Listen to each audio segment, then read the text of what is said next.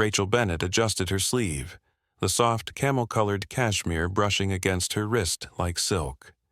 She sat perfectly still in the quiet hush of the Majestic Airlines VIP lounge at Atlanta's Hartsfield-Jackson Airport, sipping on cucumber-infused water while the late afternoon sun spilled through towering windows behind her.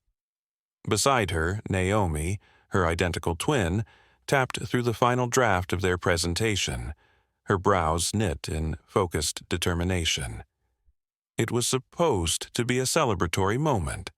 After all, the Bennett sisters weren't just heading to London, they were flying first class, invited as keynote speakers for the Global Innovators Summit, a prestigious gathering of the world's top tech visionaries. But before their plane ever left the ground, a storm was building. And when it broke, it would change the course of more than just their flight. Before we go any further, comment where in the world you are watching from, and make sure to subscribe, because tomorrow's story is one you don't want to miss. The problem wasn't the weather. It wasn't a delay or mechanical issue. It was a woman. Entitled, polished, and furious, the two young black women were seated where she believed she belonged. And what began as a petty demand over seat assignments would end in a boardroom showdown, the collapse of careers, and a reckoning heard across the corporate world. It started innocently enough. Rachel and Naomi had earned this moment. The luxurious lounge, the reserved seats at the front of the plane, the champagne that waited on board. They were 28 years old, Harvard-educated, founders of a rising fintech company already valued in the 8 figures. Their app, Bridger, had made headlines for helping underserved communities build credit and gain access to financial education. Their journey to London was more than a business trip.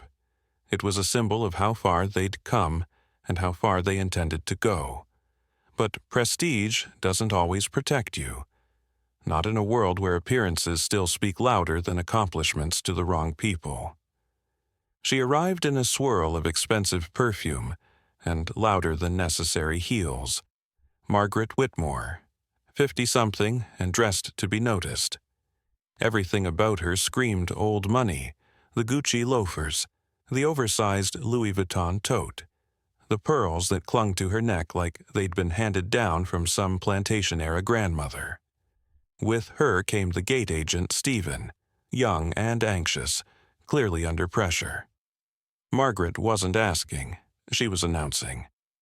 "I need to be in seat 1B, she said, without glancing at either of the sisters. "My husband is in 1A. We always fly together. I'm sure these two won't mind switching." She referred to Rachel and Naomi as if they were luggage, an inconvenience to be moved, not human beings with names or paid tickets. Naomi looked up slowly from her tablet, her brown eyes sharp behind sleek glasses. Rachel sat straighter, her fingers curling ever so slightly on the armrest. Neither of them spoke right away. They didn't have to. The entire lounge had gone still, listening, waiting. Stephen cleared his throat. "Ladies, Mrs. Whitmore is a Platinum Elite member. We'd be happy to offer each of you a $500 voucher if you'd kindly—" "No," Naomi said, her voice cool and even. "We chose these seats months ago, and we're not moving." That's when Margaret's mask slipped. The charm faded, replaced by something uglier. "Of course. Diversity seating," she muttered under her breath, loud enough for everyone nearby to hear. "Figures." Rachel felt it first, a flash of heat behind her eyes, that familiar searing pulse of being disrespected in a place she'd fought hard to belong. But instead of rising, she did what she always did. She stayed still. Let the facts speak. Let the silence work in her favor. Naomi, however, reached for her phone. Calmly, deliberately, and with one tap she dialed the man who had ensured this airline would exist for them to fly on. "Hi, Dad," she said as the entire lounge leaned in. "Sorry to call during your meeting, But there's a woman here who thinks we don't belong in first class. She wants us bumped." What happened next wasn't a scene. It was a reckoning. The voice that answered, Elliot Bennett, Executive Vice President and majority owner of Majestic Airlines, wasn't just that of a father. It was the voice of power, of consequence. And when he spoke, the entire hierarchy of entitlement was turned upside down. Because Margaret Whitmore didn't know who she was insulting. But she was about to find out. The lounge was still humming with a low, expectant tension as Rachel set her phone down, the screen still glowing faintly after her call to their father. Around them, a dozen strangers sipped their cocktails and pretended not to eavesdrop. Some tapping nervously at their phones, others shifting awkwardly in their seats. But no one left. The confrontation between old-world privilege and rising power had captured everyone's attention. To understand what was unfolding, you had to understand the people at the center of it. At 28, Rachel and Naomi were already a force. They had the kind of success that made people whisper in admiration or envy. Born and raised in Atlanta, Georgia, the Bennett sisters had never taken shortcuts. From honor rolls in public high school to dual full scholarships at Harvard, they'd earned every inch of their success. They were mirror images physically, tall, poised, with luminous brown skin and intricate micro-braids that caught the light when they moved, but their personalities played in counterpoint like a jazz duet. Rachel, the elder by 3 minutes, was the quieter flame. Where Naomi carried heat, Rachel held stillness. She was the observer, the strategist, the diplomat in heels. When others raised their voices, she lowered hers. And when her voice dropped, people listened. She had mastered the art of staying composed in rooms where her presence was questioned, her credentials second-guessed. Naomi, by contrast, carried fire in her belly. A natural speaker and relentless innovator, she could dismantle a flawed system with a few well-placed questions.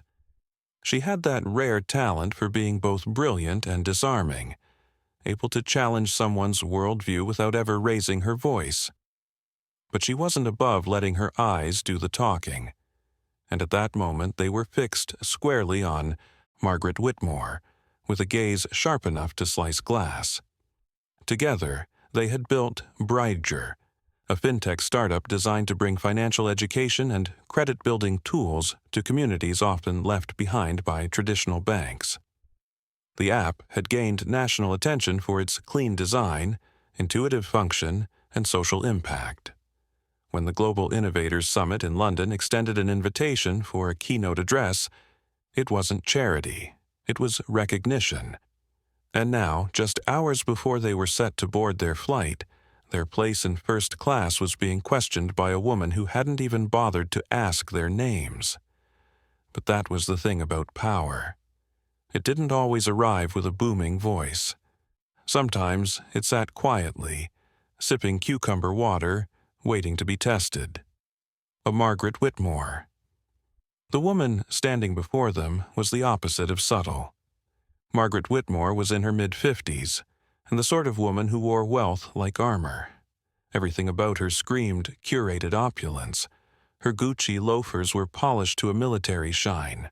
Her cream-colored coat hung from her shoulders like it had never touched a hanger. Her handbag, an oversized Louis Vuitton, looked more like a trophy than a purse. And then there were the pearls, a triple strand, glistening like they came with their own security detail. She didn't sit. She loomed. Margaret was one of those people who had never been told no without consequences.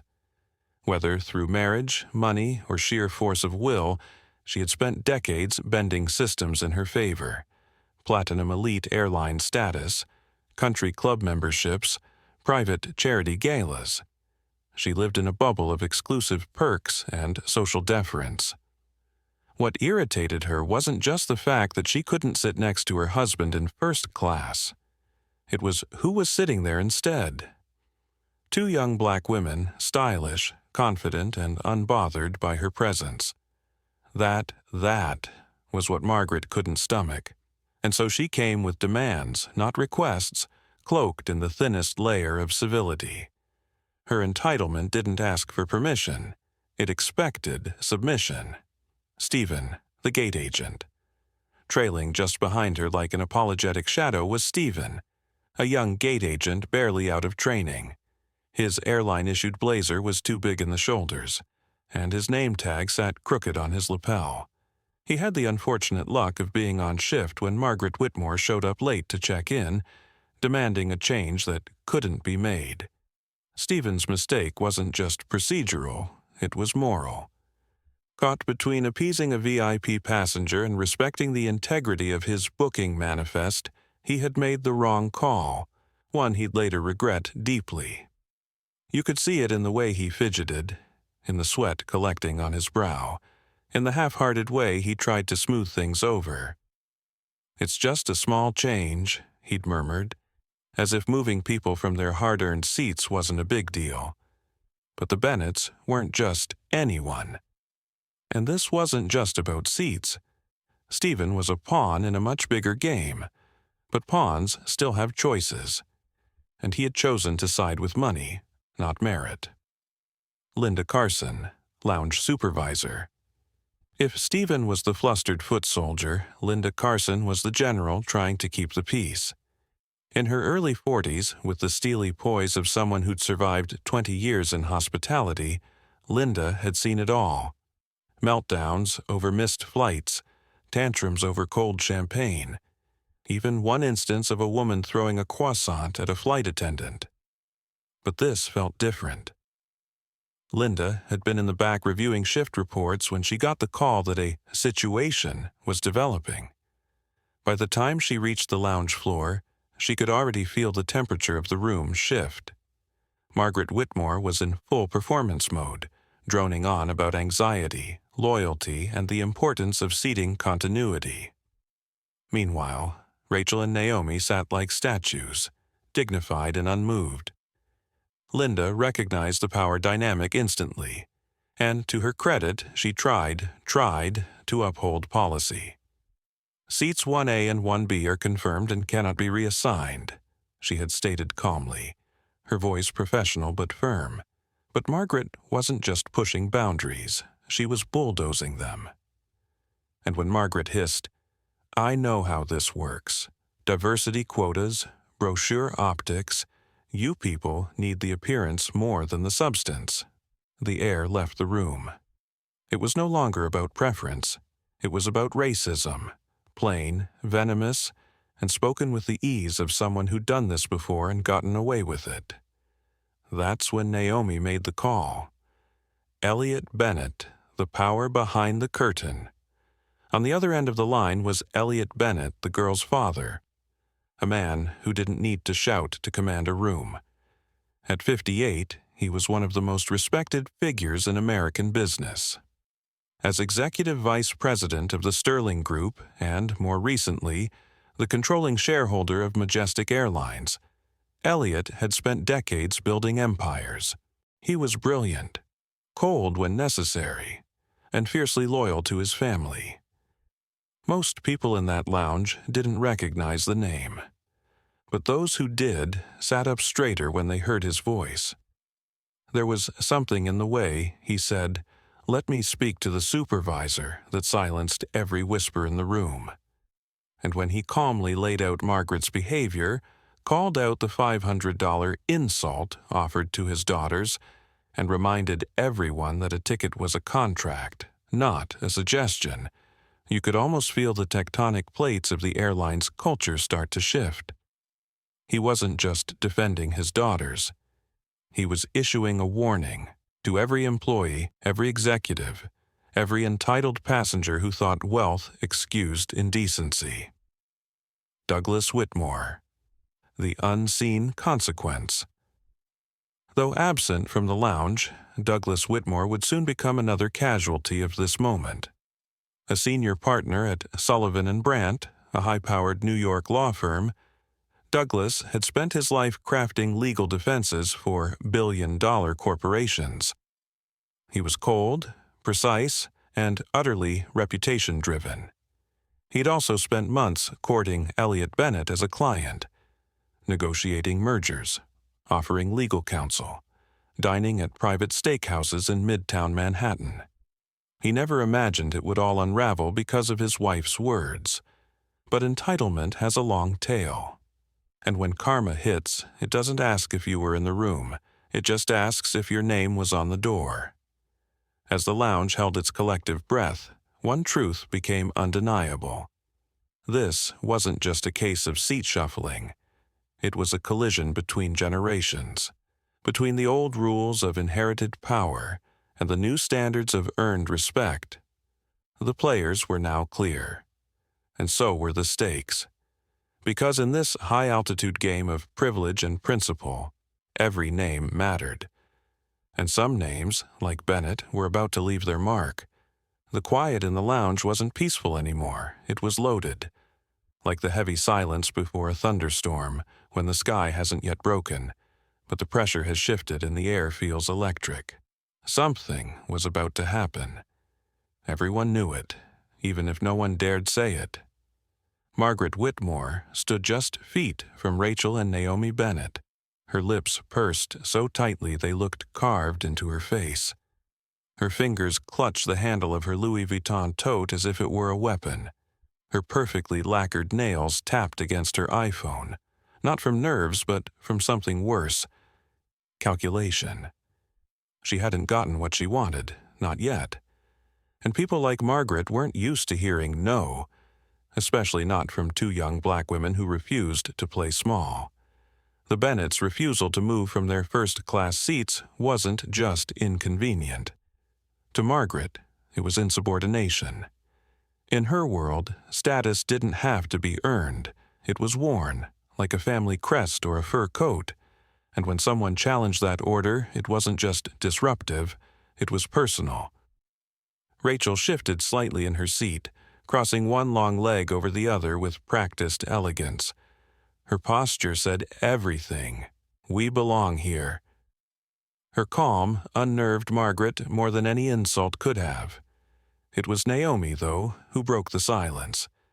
She picked up her tablet and tapped it down sharply on the marble table, the sound crisp and deliberate. "We mind," Naomi said evenly. "We booked these seats months ago and we're not moving." Gasps didn't fill the lounge, but heads turned, eyebrows raised. Margaret's own expression froze in that moment, the moment her demand was denied. For the first time, she seemed genuinely stunned, as if it hadn't occurred to her that anyone, let alone these two women, might stand their ground. But her shock lasted only a heartbeat. "Well," Margaret snapped, her voice tight with forced civility, "I'm sure Majestic Airlines can offer you something to make up for the inconvenience. A few travel vouchers, perhaps, maybe an upgrade next time." "Margaret," Rachel replied smoothly, "this isn't about vouchers. It's about respect. We're not downgrading so you can be more comfortable." The room held its breath again. Gate Agent Stephen, who had been awkwardly hovering like a child caught between feuding adults, saw his opening and dove into the tension with all the grace of a deer on ice. "Ladies," he began with a smile that trembled at the edges, "we truly appreciate your understanding. Mrs. Whitmore is one of our most valued customers. Platinum Elite status for over 10 years.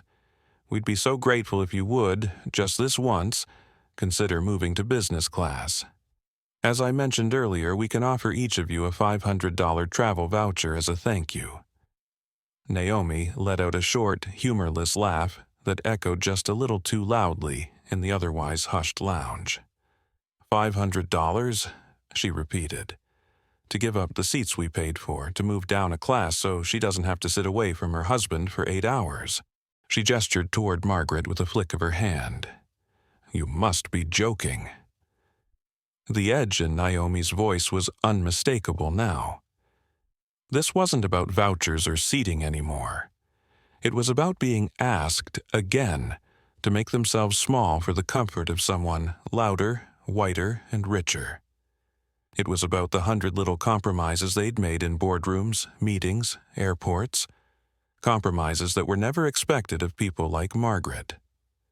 Margaret sniffed and adjusted the Burberry scarf at her throat. There's no need to be rude, young lady. And there it was, young lady, dismissive, condescending, the kind of term that sounds polite but drips with insult. Rachel inhaled slowly, her expression unreadable. But it was Naomi who reached again for her phone. The tapping of the screen was quiet, but the meaning behind it was loud. She was done playing nice. Before the situation could escalate further, a new figure entered the scene.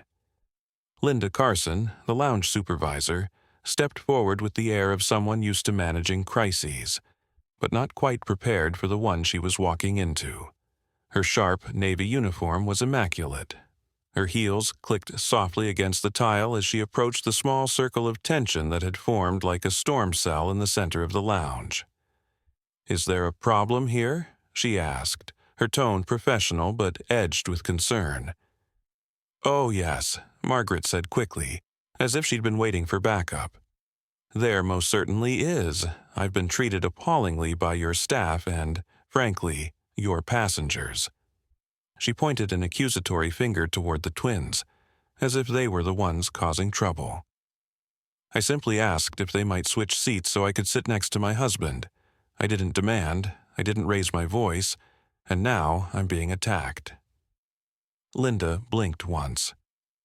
"Mrs. Whitmore," she said carefully, "I've reviewed the flight manifest. Seats 1A and 1B are booked and confirmed for Miss Rachel Bennett and Miss Naomi Bennett. You are currently assigned to 9D in business class." "I know what I'm assigned," Margaret snapped, "and I also know what this is really about." She took a step forward, voice lowering to a hiss, but loud enough for several nearby guests to catch every word. "You think I don't see what's going on? You've got your quotas to meet, your brochures to fill. It looks good to have these two sitting in the front. A diversity photo op, that's all this is, but I'm the one who keeps this airline in business, not them." The words dropped like stones into water, slow, heavy, irrevocable. Even Linda, who had been composed until now, paled. The temperature in the room seemed to drop 10 degrees. Every eye in the lounge turned toward Margaret. A few people looked away in discomfort. Others watched like spectators at a crash site, horrified but unable to look elsewhere. Rachel and Naomi didn't move, but something changed in their posture, something quiet and powerful. Their calm had shifted from restraint to resolve. Naomi picked up her phone again. "You know what?" she said softly. "You're right, this does need to go to the top." Margaret scoffed, hands on her hips. "What, calling your daddy now? That's cute." Naomi didn't answer. She was already dialing, one ring, two. Then a warm but authoritative voice answered. "Naomi, everything okay? I thought you were on your way to London." Rachel smiled faintly. "Hi, Dad," Naomi said. "Sorry to interrupt. We've got a situation here at the Majestic VIP Lounge. A woman here, Mrs. Whitmore, seems to believe that our presence in first class is inconvenient. She's made some interesting assumptions about who belongs where." There was a long pause on the line. Then the voice changed. It lost its warmth and became cold steel. "Put me on speaker." Naomi tapped the screen, placed the phone gently on the table, and leaned back in her chair. "Who am I speaking to?" Linda asked cautiously. "This is Elliot Bennett," came the answer, "Executive Vice President of the Sterling Group, and as of last quarter, controlling stakeholder in Majestic Airlines." The gasp that moved through the lounge was soft but unmistakable. Stephen, the gate agent, looked like he might pass out. Margaret turned ashen, her lips parting soundlessly. "I'm looking at the flight booking now." Elliot continued, his voice clear and unwavering. My daughter's seats were paid in full, confirmed months ago. So tell me, Miss Carson, why are my children being asked to move for the comfort of a Platinum Elite member who sees them as a public relations stunt? Linda's mouth opened, then closed. I wasn't aware, she began. Oh, you're aware now, Elliot said, and we're not done. What had started as a petty confrontation had just evolved into something bigger, deeper. The kind of moment that reveals character, not just for those involved, but for every bystander who chooses to watch, to speak, or to stay silent. Naomi leaned back in her seat, her phone still on the table, still broadcasting her father's voice to the room. And as Margaret Whitmore stood frozen in the middle of the lounge, the question now wasn't whether she would get her seat. It was how far she was about to fall. The voice of Elliot Bennett still echoed through the lounge, measured, commanding, surgical in its precision. It wasn't loud, but it didn't have to be. His tone carried the weight of someone used to boardrooms where silence falls the moment he opens his mouth. The kind of voice that changes the atmosphere of a room, even through a speakerphone. I'm looking at the manifest now, he repeated, slower this time. Seats 1A and 1B, paid for in full. Assigned to Miss Rachel Bennett and Miss Naomi Bennett, my daughters, confirmed 3 months ago. So tell me, Miss Carson, why are they being pressured to relinquish their seats? No one breathed. Linda Carson, the lounge supervisor, stood stiffly, her hands clasped just below her waist. She was trained for stress, trained for crisis. But this wasn't a delayed flight or a spilled drink. This was a firestorm she hadn't started, but one she might be expected to put out, bare-handed. Mr. Bennett, she began carefully, you have my sincerest apologies. There has been a misunderstanding. There is no misunderstanding, Elliot replied, his voice sharper now. I heard everything. I heard what Mrs. Whitmore said. I heard my daughter repeat her exact words. The tension was no longer a shadow. It had materialized into something dense and immovable. Passengers who moments ago had been sipping whiskey and whispering about summer homes were now frozen in place, their drinks untouched, eyes locked on the epicenter. Margaret Whitmore stood still for the first time in 10 minutes. Her lips parted slightly, but no sound came. She looked around as if someone might come to her defense, as if surely someone would validate her frustration. But all she saw were diverted gazes and clenched jaws. The same people who once greeted her with nods of approval were now looking anywhere but at her. Now, Elliot continued, his voice lower, colder, put me through to your superior at the terminal, or I will. Linda hesitated, her professionalism cracking for the briefest second. That won't be necessary, sir. I can handle this. Naomi didn't speak. She didn't need to. She leaned back against the plush leather, crossing her arms. Rachel's hands rested on her knees, steady and quiet. Neither sister smirked. They weren't gloating. This wasn't victory. It was justice in real time. Linda turned to Margaret. The shift in posture was subtle but unmistakable. No longer was Margaret the VIP being appeased. She was now the liability being managed. Mrs. Whitmore, Linda said, her voice clipped, I regret to inform you that your first-class seat request has been denied. Your current ticket remains in business class. You will not be seated next to your husband. What? Margaret gasped, stepping forward. No, you don't get to do this. I've flown with this airline for years. I have status. I spend hundreds of thousands of dollars here. Your status, Linda said coolly, does not entitle you to override other customers' confirmed bookings, nor does it allow you to demean or harass fellow passengers. Margaret's face flushed deep red, the kind that begins in the neck and rises like a tide.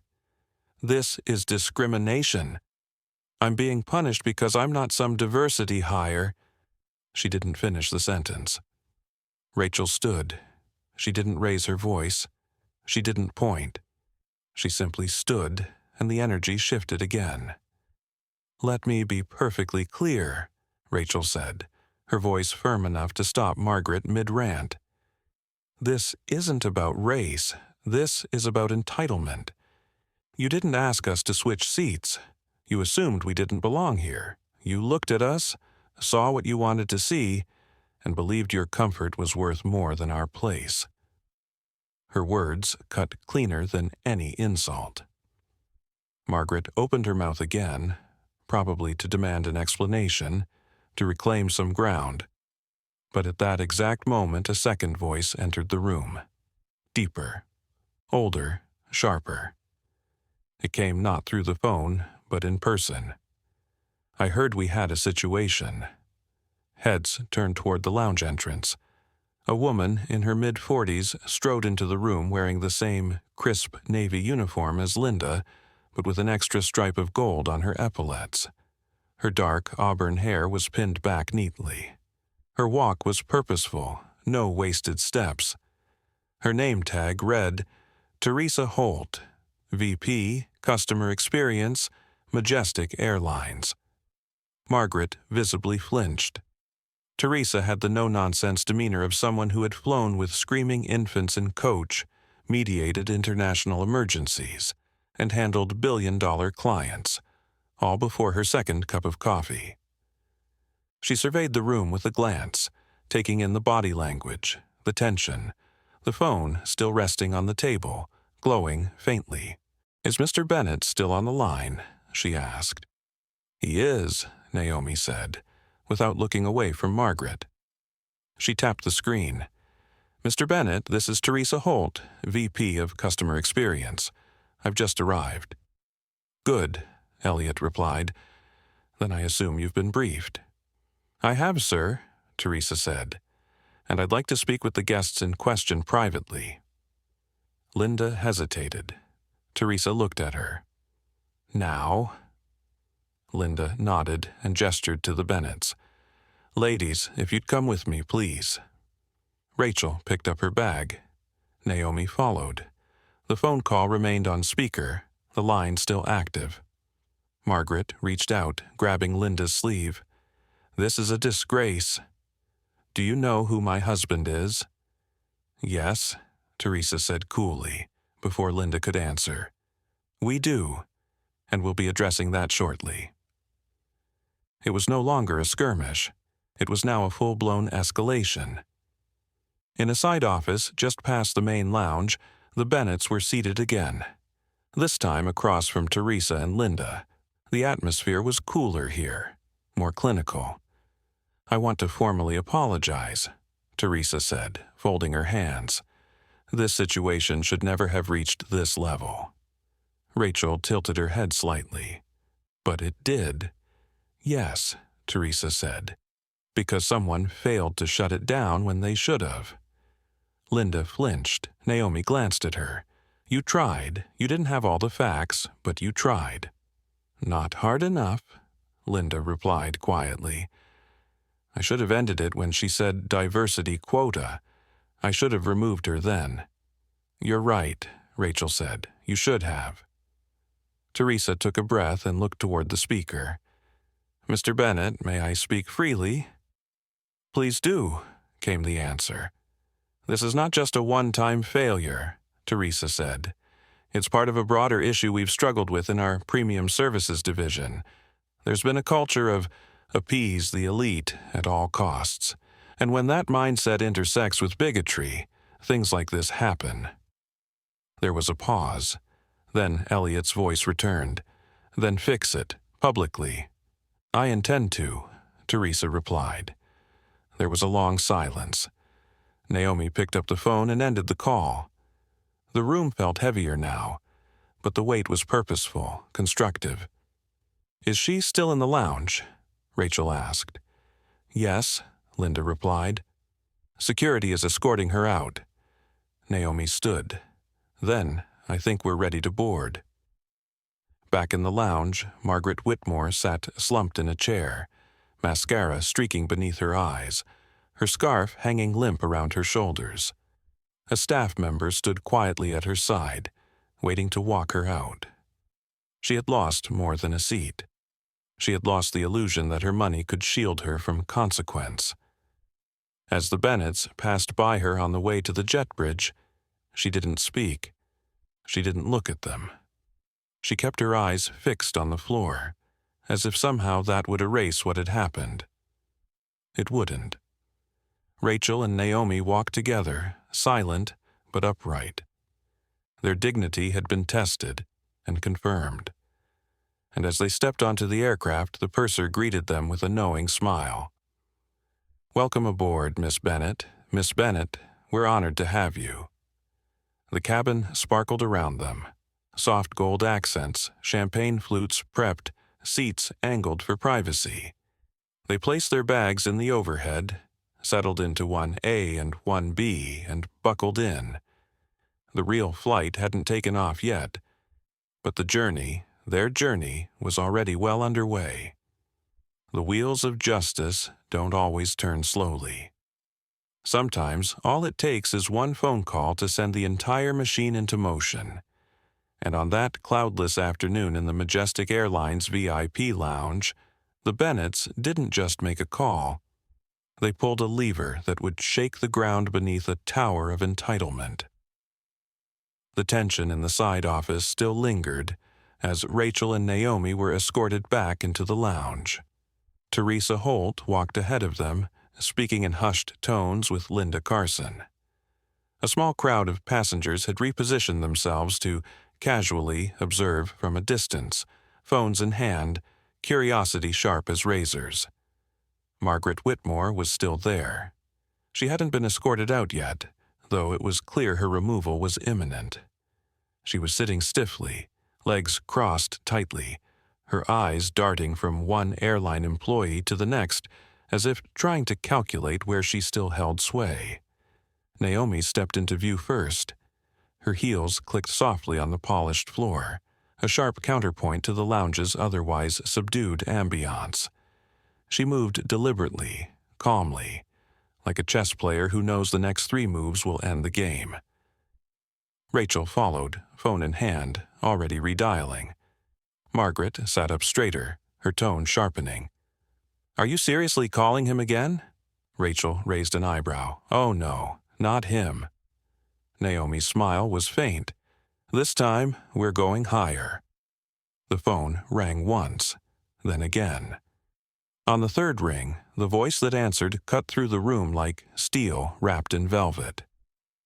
"Elliot." But this wasn't Elliot Bennett, their father. It was David Chan, Chief Executive Officer of Majestic Airlines, and Elliot's longtime business partner. Rachel placed the phone on the table. The speaker was on. The entire lounge heard it. "Mr. Chan," Naomi said, her voice smooth, controlled, but unmistakably focused. "Thank you for answering. This is Naomi Bennett. I'm here with my sister Rachel at the Majestic Lounge in Atlanta. There's been a situation." A pause. "Ah, I've been briefed," came Chan's reply. "Teresa filled me in just now. Your father called. He was, understandably, not pleased." There was a subtle shift in the atmosphere. Even those who didn't recognize the name David Chan now recognized the tone. Executive, serious, final. People leaned forward in their seats. Margaret sat frozen. "Is the woman still there?" Chan asked. "She is," Rachel said, "though we expect she'll be escorted out shortly." Another beat of silence. "I'd like to speak with Miss Holt if she's there." Teresa leaned down toward the phone. "Mr. Chan, this is Teresa." "You've handled this well so far," Chan said, "but I'm escalating the matter. Effective immediately, I am issuing a directive for corporate response. Mrs. Whitmore's ticket is canceled. Permanently. Her Platinum Elite status is revoked. She will be refunded in full, and she will be escorted out by security with no opportunity to rebook with Majestic Airlines in the future. Gasps, soft but sharp, cut through the air. "Sir," Margaret began, standing now. "You can't." "I can," Chan said calmly. "And I have." Her words caught in her throat. The threat of litigation, the flex of family wealth, it was all on the tip of her tongue. But it never came. Somehow, she knew it would be useless. This wasn't a manager. This wasn't even the airline president. This was a man who operated far above the turbulence of customer complaints, and she had just made herself a liability in his ledger. "Furthermore," Chan continued, "Rachel. Naomi, I've spoken with your father. We've agreed to implement a full internal review of all VIP lounge policies, beginning with this location." Linda Carson stiffened beside Teresa. Rachel looked up slowly, catching her gaze. "I understand, sir," Linda said, her voice steady but subdued. Chan's tone didn't change. "Both you and the gate agent, Stephen, I believe, will report to Majestic's corporate offices at 9 a.m. tomorrow. You will meet with me and Mr. Bennett. We will determine the future of this facility and how it serves all passengers."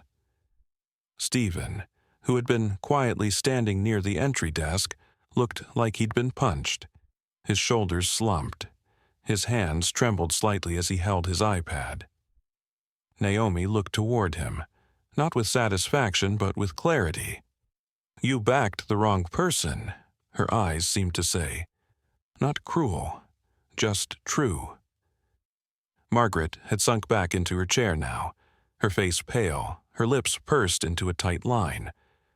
For the first time, her expensive clothes didn't give her stature.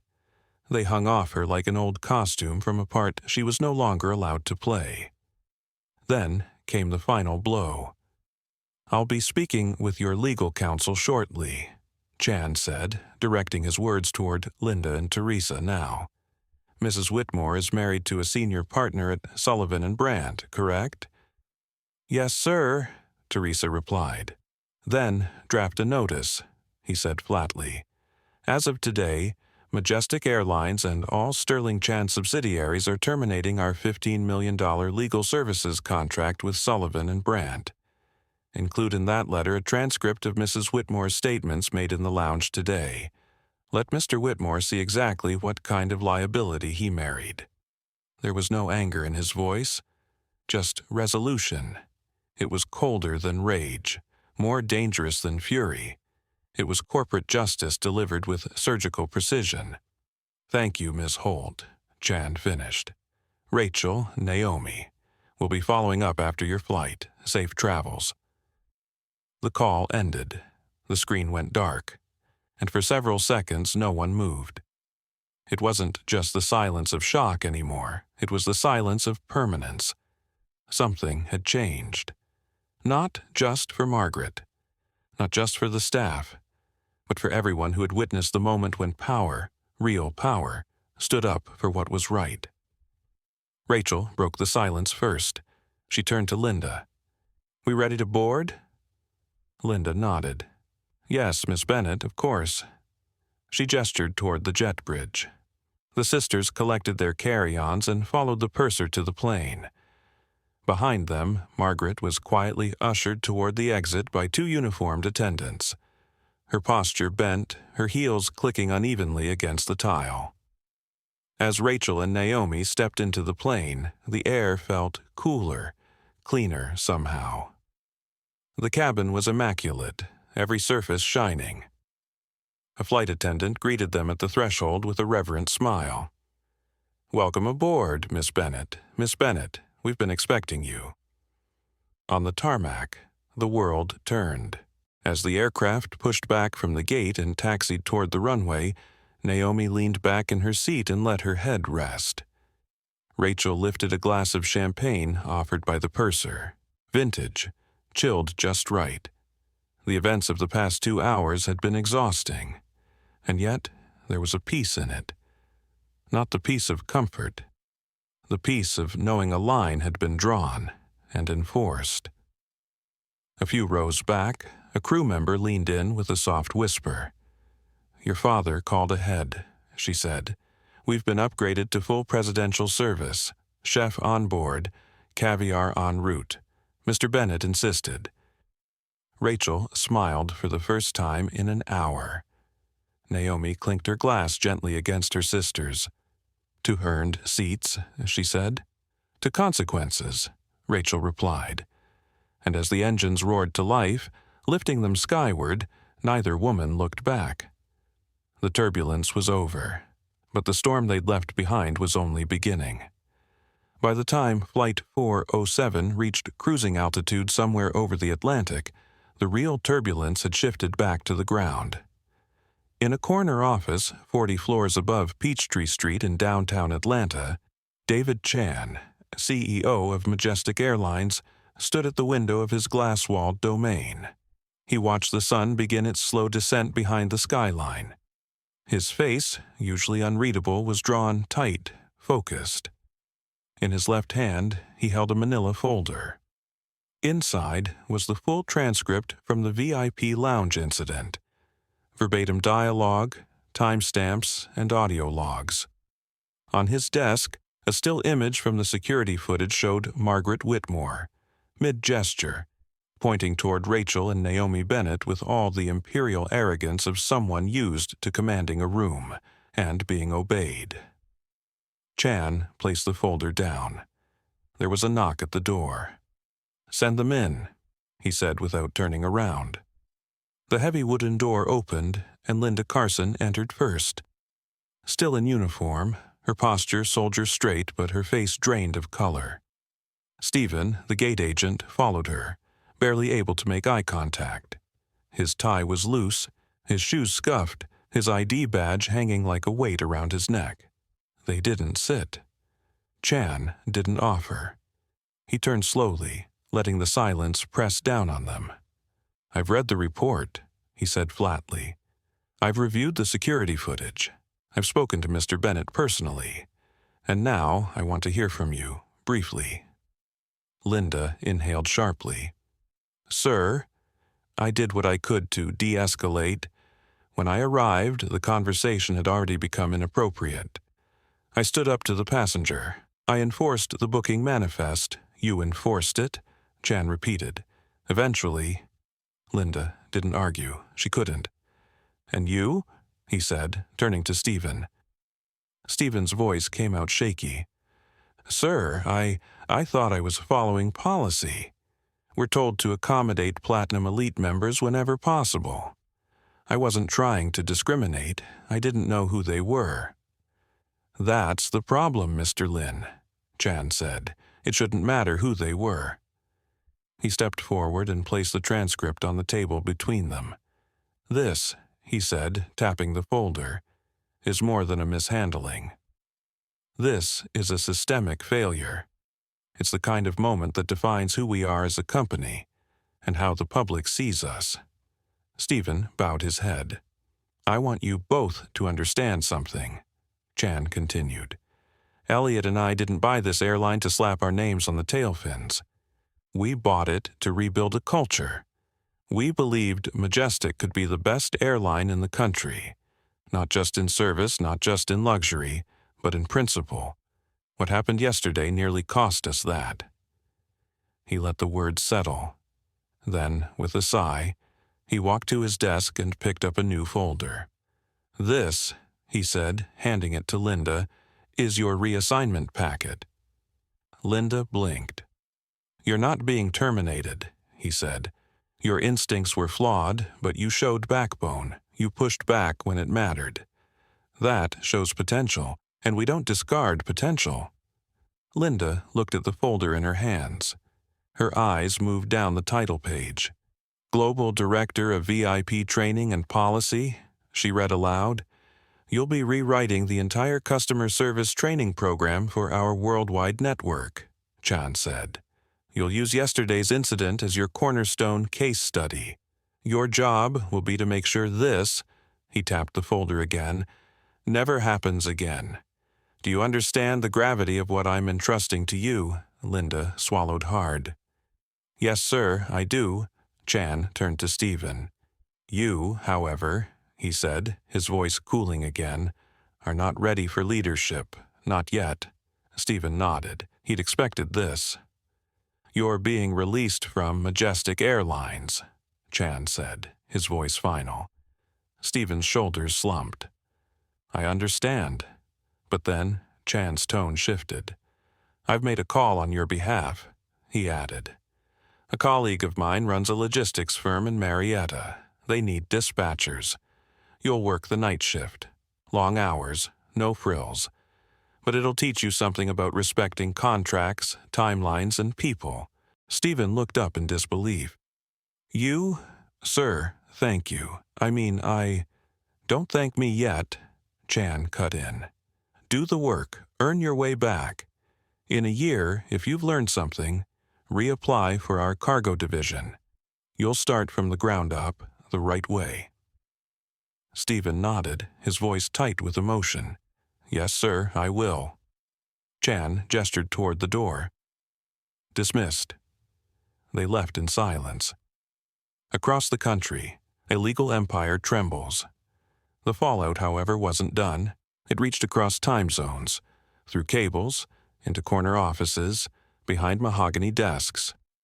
Jonathan Whitmore, husband of Margaret Whitmore and senior partner at Sullivan and Brandt, had just wrapped a $2.3 billion telecom acquisition meeting in New York when his secretary entered his office with trembling hands. Priority courier, sir, she said. From Sterling Chan. His chest tightened. He opened the envelope with deliberate care. The letterhead was elegant, the content not so much. Due to reputational risk associated with your firm's senior partners and their immediate relations, Majestic Airlines and the Sterling Chan conglomerate are terminating our legal representation agreement, effective immediately. The accompanying transcript was included. Every word Margaret had uttered in that lounge, laid out in cold black and white. Jonathan sat down hard in his chair, the room spinning. His breath caught in his throat. $15 million. Gone. A cornerstone client. Vaporized. And all because his wife couldn't sit 10 rows back. His phone buzzed. It was the managing partner. Jonathan, came the voice, curt and cold. Conference room, now. He didn't argue. He stood, walked the longest hallway of his life, and entered a room filled with grim, silent faces. The termination letter was on the table. You know our code, the managing partner said. Clause 12B, anything that brings the firm into disrepute. Jonathan's voice was a whisper. I didn't do anything. Your name is on the door, the partner replied, and your wife just burned down the house. He was given two choices, resign with a minimal severance package and airtight NDA, or be publicly voted out of the partnership. He signed the papers by 6 p.m., back in Atlanta. A new culture is born. 3 days later, in an all-hands video address streamed to every Majestic Airlines employee around the world, David Chan stood beside Elliot Bennett. Behind them, the headline read, Respect is non-negotiable. In the video, Chan didn't mince words. We are not in the business of prioritizing arrogance over accountability, he said. From this day forward, Majestic Airlines is adopting a zero-tolerance policy for discriminatory behavior from anyone, passenger or employee. Elliot stepped forward. You may recognize my daughters, Rachel and Naomi. They were not just passengers. They were our ambassadors, and they were treated as less than. That won't happen again. Linda Carson appeared next in the video. I was part of the problem, she admitted. Now I'm leading the solution. A final clip showed Rachel and Naomi boarding the plane, walking calmly, powerfully with grace. The screen faded to black. In the weeks that followed, new posters appeared in majestic lounges across the globe. Luxury is earned, respect is owed. The company's image was transforming. Not just polished, but principled. And Margaret Whitmore? She was never seen on another majestic flight again. While Rachel and Naomi Bennett sipped vintage champagne 35,000 feet above the Atlantic, the ripple effect from a single act of bigotry continued to grow. The lounge confrontation was no longer just a viral anecdote shared by hushed witnesses or whispered about behind corporate glass doors. It had become something else entirely, a reckoning. And for Margaret Whitmore, the fallout was just beginning. In Greenwich, Connecticut, a house of cards collapses. The Whitmore residence sat atop a quiet hill in Greenwich, surrounded by manicured lawns and tall hedges meant to keep the world out. Inside, it was silent, too silent. Margaret stood in the drawing room, swirling a glass of Chardonnay she'd barely touched. Her eyes, bloodshot from exhaustion and disbelief, stared at the silent television across from her. On screen, CNN Business was replaying a segment titled, "Majestic Airlines Overhauls VIP Policy After Lounge Incident." The thumbnail image?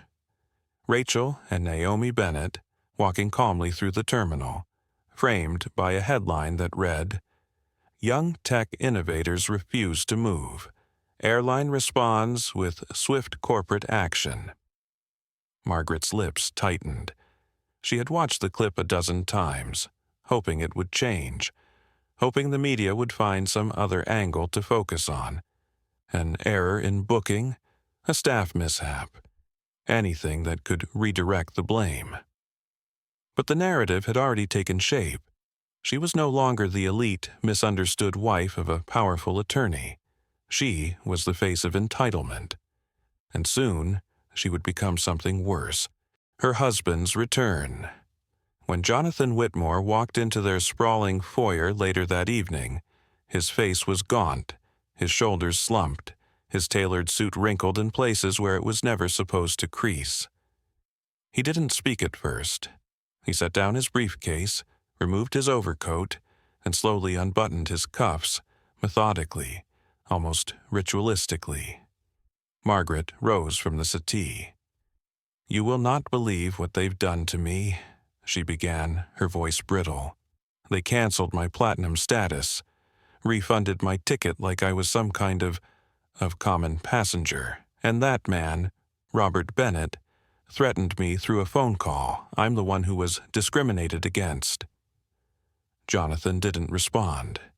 He walked to the wet bar, poured 2 fingers of scotch into a crystal tumbler, and drank it in one swallow. "I'm telling you, Jonathan," Margaret pressed, "this is outrageous. We need to fight this." He set the glass down, hard.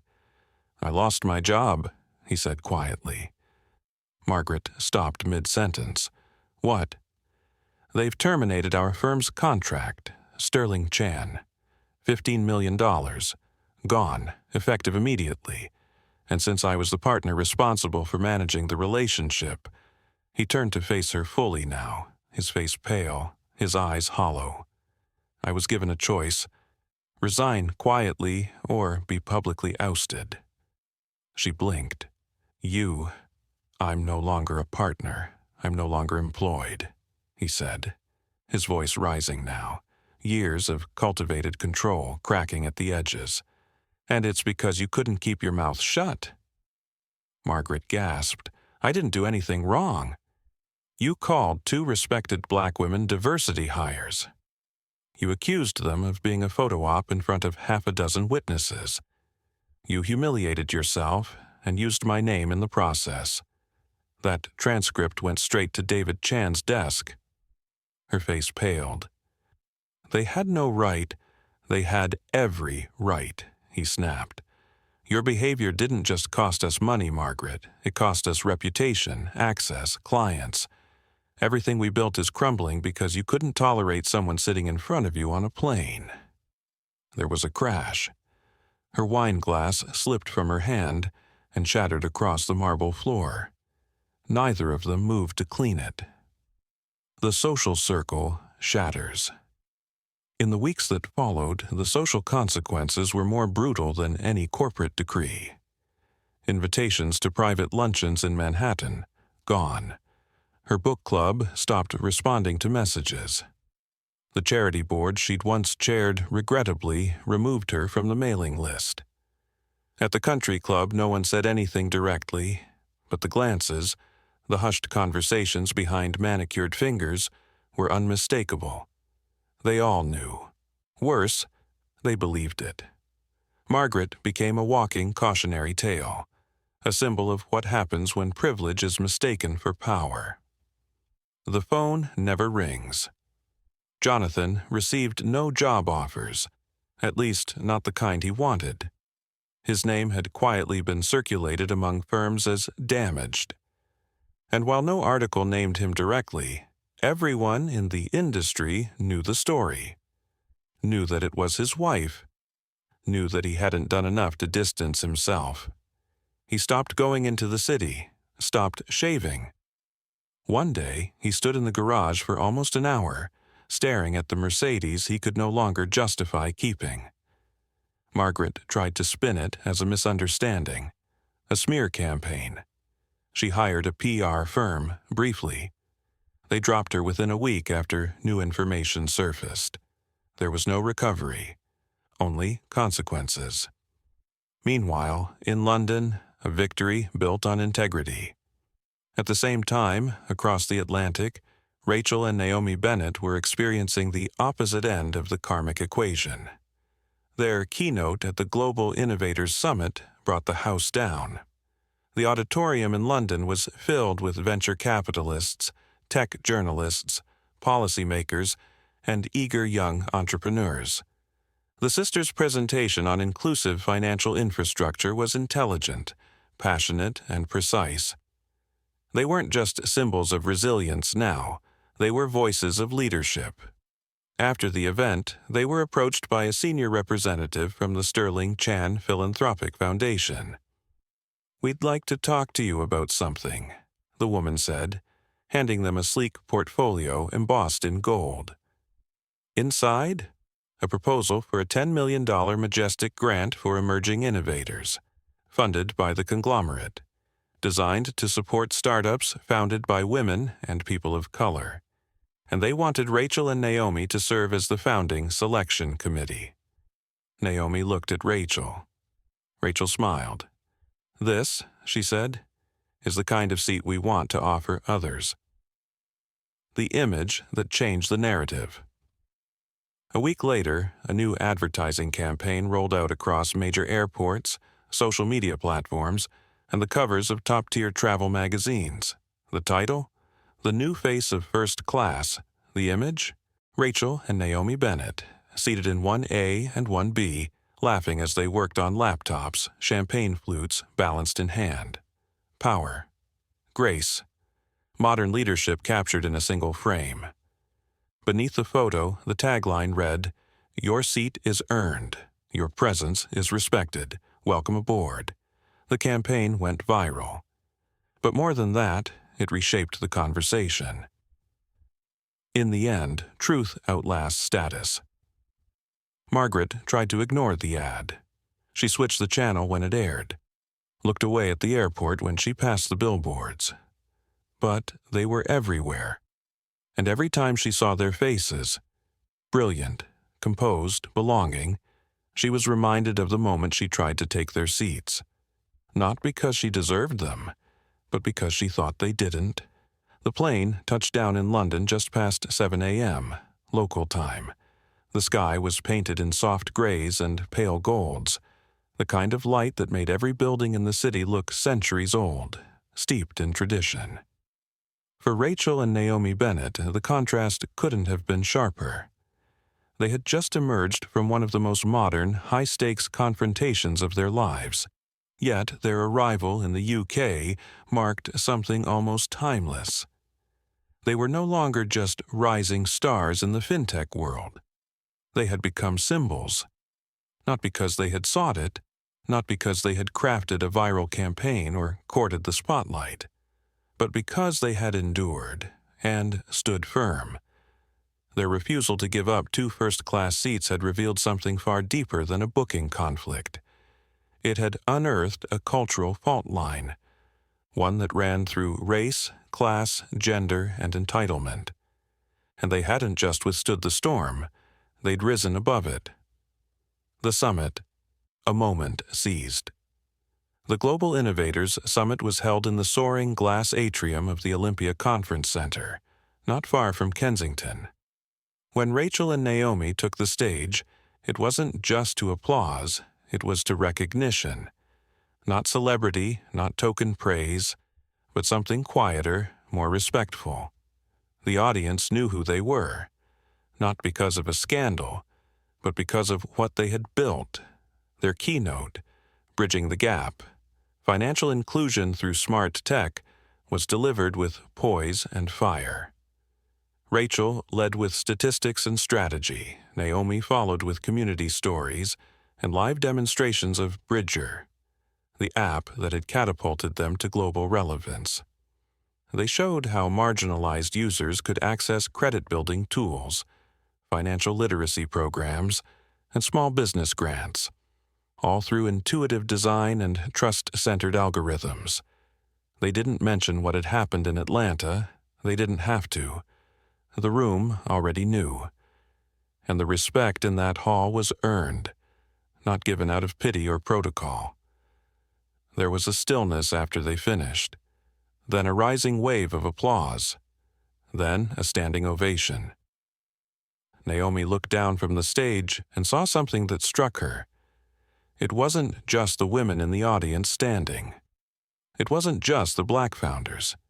It was the entire room, tech giants, VCs, educators, bankers, not clapping for a moment of survival, but for the quality of the work, the clarity of the vision, for the undeniable fact that the Bennetts belonged. A knock and a new chapter. Later that afternoon, still riding the adrenaline of the summit, the sisters returned to their hotel. The suite at the Langham was elegant, understated, flooded with soft daylight. They hadn't even changed out of their presentation attire, tailored navy suits with pearl-button blouses, when there was a knock at the door. Naomi opened it. A woman in a black blazer with the Sterling Chan Foundation badge greeted them, holding a slim leather portfolio. "My name is Elise Romero," she said warmly. "I represent the philanthropic arm of the Sterling Chan conglomerate. Mr. Bennett and Mr. Chan asked me to speak with you." Rachel set down her tea. "Please, come in." Elise opened the folder and laid it flat on the coffee table between them. "We've been following your work for some time," she began. "But after the events at the airport, and your remarkable handling of them, our board accelerated an initiative we've been planning for months." She flipped to the first page. The Majestic Grant for Emerging Innovators, $10 million fund. A new venture-backed initiative to support women and minority-led startups across North America. "We would like both of you to chair the selection committee," Elise said. "You'll help vet applicants, guide the board's decisions, and serve as public advocates for this initiative." Naomi's jaw tightened, but her eyes softened. Rachel didn't speak. The moment felt too large, too symbolic.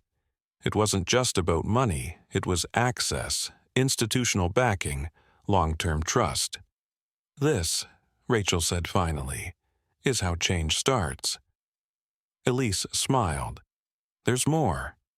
She opened another folder and laid down high-resolution photographs. At the top, Majestic Airlines marketing campaign, Q3 rollout. The first mock-up showed 2 women seated in first class, laughing over shared tablets. The photo was bright, vibrant, and alive with energy. There was no tension, no trauma, just brilliance and confidence. Rachel and Naomi Bennett, front and center. "We're launching a global advertising campaign," Elise explained. "New brand messaging, a redefinition of who belongs in the front of the plane. The theme is simple: the new face of first class.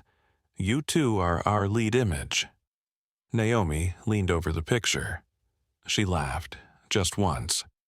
Not mockingly, but from deep recognition. "Let me guess," she said, tapping the image. "Seats 1A and 1B?" "Exactly," Elise said. The tagline beneath the photo was short, elegant, unforgettable. Majestic Airlines. "Your seat is earned." Rachel sat back in the chair, blinking against sudden emotion. "Do you know what she said?" Naomi added, not needing to clarify who she was. "She said we were a photo op, that they needed us in the brochure." Rachel met her sister's gaze. "Now we are, but not for her reasons," Naomi said. "Not as symbols, as proof." Elise stood, gathering her things. "Let me be blunt," she said gently. "You were never just passengers. You were never placeholders for progress. You're the future of business. And whether that woman realized it or not, she helped usher in something bigger than herself." Naomi walked her to the door. "Thank you," she said, "for seeing us." Elise's response was quiet, but firm. "Thank you for refusing to move." The image travels the world. Over the next few weeks, the campaign appeared everywhere. In the pages of Forbes and Fast Company, across billboards at JFK, Heathrow, LAX, and Dubai International. On the homepage of Majestic's website, the banner read, "This isn't just luxury, this is legacy." And always, always, it was that same image. Two black women, smart, smiling, secure, front row, first class. Not because someone made space for them, because they built the space themselves. Back in Greenwich, a silent lesson. In a quiet kitchen, far removed from boardrooms and billboards, Margaret Whitmore flipped through her morning newspaper. There it was again, the full-page ad. The same two women, radiant and effortless. She tried to turn the page, but her hands shook. Her phone buzzed. Another unknown number. She silenced it without checking. Most of her contacts no longer called. Jonathan entered the room, dressed for a walk, no tie, no briefcase. He poured coffee without speaking to her. She couldn't look at him. She couldn't look at the paper. But the image stayed with her. Because she knew, deep down, this wasn't just a PR stunt. It wasn't punishment. It was a mirror. And it reflected everything she tried to deny. Who had earned their place, and who had simply expected it. In the end, it was never just about 2 seats on a plane. It was about what those seats represented. A place at the table. A position earned through grit, brilliance, and determination. Rachel and Naomi Bennett didn't demand special treatment. They didn't yell or beg or push. They simply stood firm in what they had already secured, their rightful place. And the world noticed. The fallout from Margaret Whitmore's entitled demand wasn't limited to one canceled ticket or even a lost legal contract. It triggered something larger. A shift in policy, in public perception, and most importantly, in culture. It exposed the brittle foundation of privilege when it's held up by assumption rather than merit. And it reminded everyone watching, whether in a suit in a glass tower or in coach with earbuds in, that power doesn't excuse poor behavior. What made this story unforgettable wasn't just the corporate hammer that fell. It was the dignity with which the Bennetts carried themselves throughout the storm. They didn't scream, they didn't retaliate, they didn't crumble. In a society still wrestling with deep-rooted biases and invisible barriers, their calm defiance was a statement louder than any protest sign. We will not move. Not because we are angry, but because we have already arrived. That stance, their refusal to shrink, forced an entire industry to confront itself. Majestic Airlines didn't just apologize, they changed. Not because they were shamed into it, but because leadership, true, ethical leadership, recognized that justice isn't performative. It's policy, it's accountability, and it's action. Rachel and Naomi didn't become the face of first class by accident. They became it by example. Their image now graces billboards and boarding gates, not as tokens of diversity, but as reminders of earned excellence. They are not symbols of inclusion, they are leaders of evolution. But perhaps the most powerful part of their vindication was what came after the headlines. The Majestic Grant, a $10 million fund now helping to launch dozens of women and minority-led startups, was born directly from their resilience. Their grace in adversity didn't just open a door for themselves, it built doors for others. Meanwhile, in boardrooms from Atlanta to New York, people whispered about what happened, not with gossip, but with awareness. HR manuals were updated. Diversity workshops gained new urgency, and yes, some feared being the next Margaret Whitmore. But others, more meaningfully, asked themselves the deeper question: what kind of company do we want to be when no one's watching? In homes across the country, families saw the news and talked about it at dinner tables. Teenagers saw the campaign and asked questions. Retired professionals, lifelong travelers, educators, mothers, grandfathers, everyone saw what happens when decency meets power head-on. And maybe, just maybe, a new standard began to form. A standard where race doesn't determine one's access, where titles don't trump ethics, where a seat isn't about status but about substance. Margaret Whitmore's fall was swift, but not unusual. History has always had its share of people who believed the world owed them more than others. But that worldview is aging out, replaced by one in which contribution carries more weight than connections. And if this story teaches us anything, it's this: the old rules are being rewritten by the very people they once tried to exclude. So yes, it began with a seat, but it ended with a legacy. Because while Margaret was escorted out of a terminal in shame, Rachel and Naomi soared across oceans, with their heads held high, and the world finally watching with respect. And somewhere, perhaps in a corner office, perhaps in a high school classroom, someone saw them and thought, if they can take that seat, maybe I can too.